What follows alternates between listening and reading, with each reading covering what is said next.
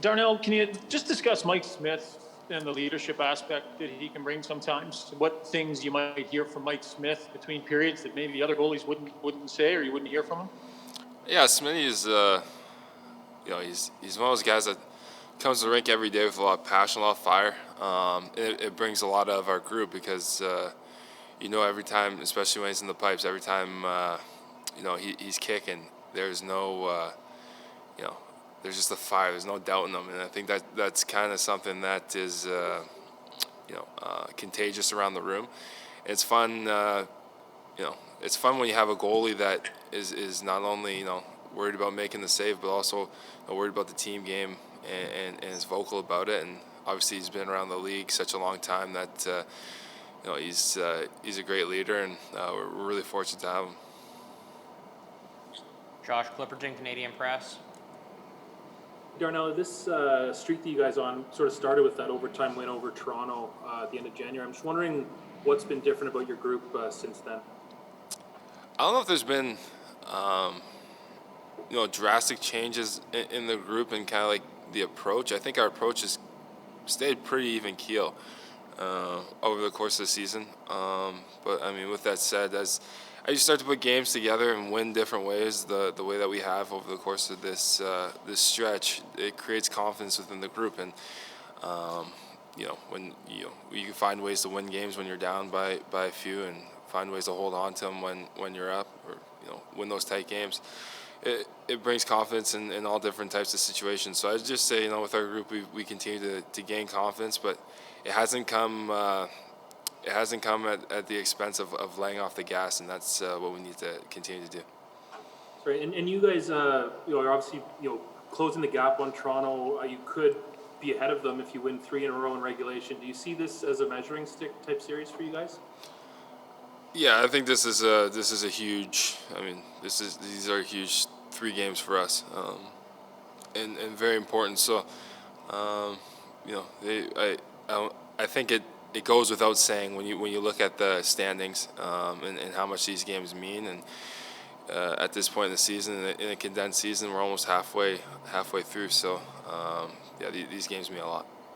Reed Wilkins, 6:30 Chad. Hi, Darnell. On the power play, sometimes it's Tyson at the point. Sometimes it's you to start things out there. It's been successful both ways, but just tell me about you rotating in there a little bit more, and maybe how it's decided who's going out to start. Yeah, no, I'm just there if they want to give a different look. So I try to stay ready. Obviously, the power play unit is very lethal, especially when Tice is out there running it, and if they need me to step in, and I feel like I'm very confident in my ability to play up there and contribute. So I think it's probably pretty nice that they're able to look back and you have a couple options, just like we have a couple options for the net front guy too. Okay, well, I wanted to ask you about that net front guy because they both scored yesterday. What has made Alex such a good net front guy over the years, and do you see Jesse getting there too now?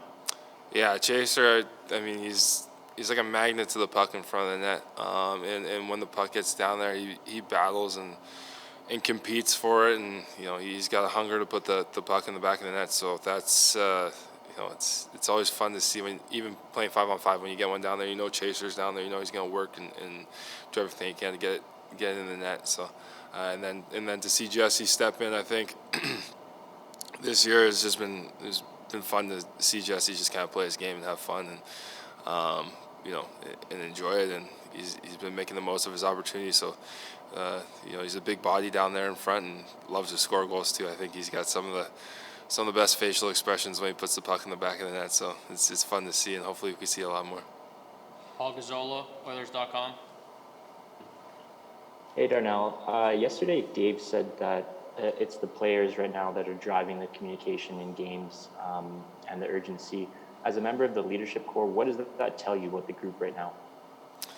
I think it says we've matured. I think there's still steps that we need to continue to make as a leadership group. I think over the years when we were as a core a little bit younger, you're probably looking towards the coaching staff or one or two older guys to try to drive the message. And now it's a group effort, and I think that's a big part of growth in our game. The big part of why we've had some success so far, and it needs to continue because there's highs like we're going through, and there's lows that you're going to go through at some point in season 2, and you just got to be able to manage those, and a lot of that has to come from within the group and within the players. Jason Gregor, TSN 1260. Darnell, it's kind of unique in a game, and I know sometimes you play with 5 defense, but you played with 7 last night, and you almost split it even with Tyson and Ethan. Can you talk about maybe the similarities and differences that those two have? They're both, able to move and transport the puck really well.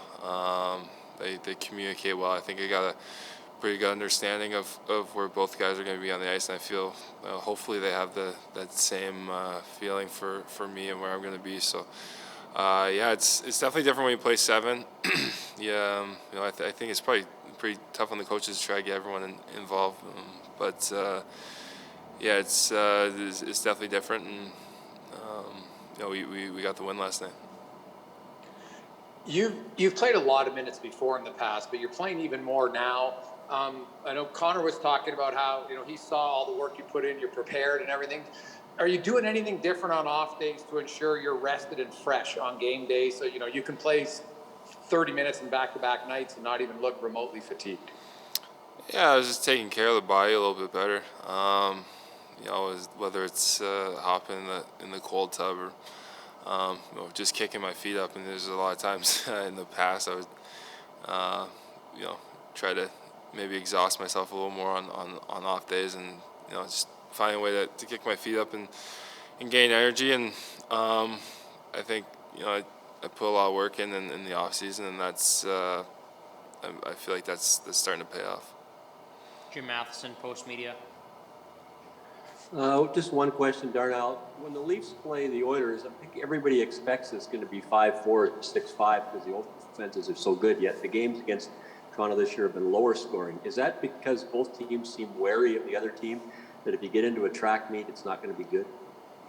I think I can't speak for them. I think for our group, it's we want to play a tight checking game whenever we play them. They're a team with a lot of really, really good offensive weapons that can score goals at will if you give them time and space. So for us, I know an important aspect of our game when we play against Toronto is we want to check hard and not give that free ice and free space to the creative players, because they will make you pay. So that's probably why some of the games have been tighter scoring and less goals, and that's where we want to keep it.